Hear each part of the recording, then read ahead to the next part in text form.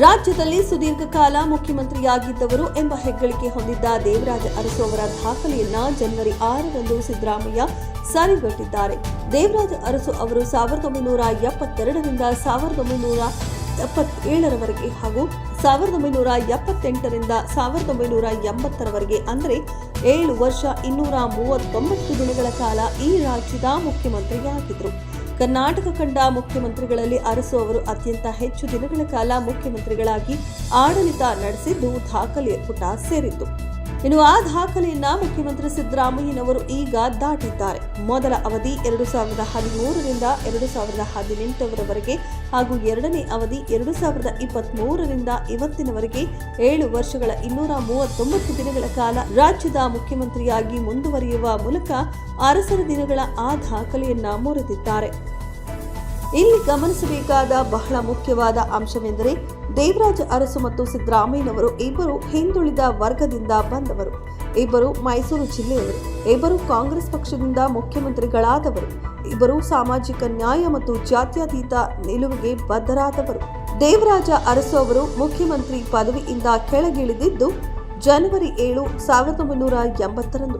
ಕಾಕತಾಳೀಯವೋ ಏನೋ ಸಿದ್ದರಾಮಯ್ಯನವರು ದೇವರಾಜ ಅರಸರ ದಾಖಲೆ ಸರಗಟ್ಟುತ್ತಿರುವುದು ಕೂಡ ಇದೇ ಜನವರಿ 7. ಸಿದ್ದರಾಮಯ್ಯನವರು ಜನಿಸಿದ್ದು 1947ರಲ್ಲಿ. ಅದೇ 1947ರಲ್ಲಿ ಮೈಸೂರಿನ ಮಹಾರಾಜರ ಆಳ್ವಿಕೆ ಕೊನೆಗಾಣಿಸಲು ಜನತಂತ್ರ ಸರ್ಕಾರ ರಚನೆಯಾಗಲು ದೇವರಾಜ ಅರಸು ಮೈಸೂರು ಚಲೋ ಚಳವಳಿಯಲ್ಲಿ ಭಾಗವಹಿಸಿದ್ದರು.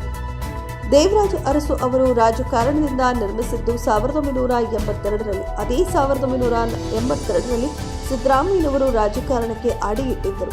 ಮೊದಲಿಗೆ ತಾಲೂಕು ಬೋರ್ಡ್ ಸದಸ್ಯರಾದರು. ನಂತರ 1983ರಲ್ಲಿ ಭಾರತೀಯ ಲೋಕದಳ ಪಕ್ಷದಿಂದ ಚಾಮುಂಡೇಶ್ವರಿ ಕ್ಷೇತ್ರದಿಂದ ಗೆದ್ದು ಶಾಸಕರಾದರು.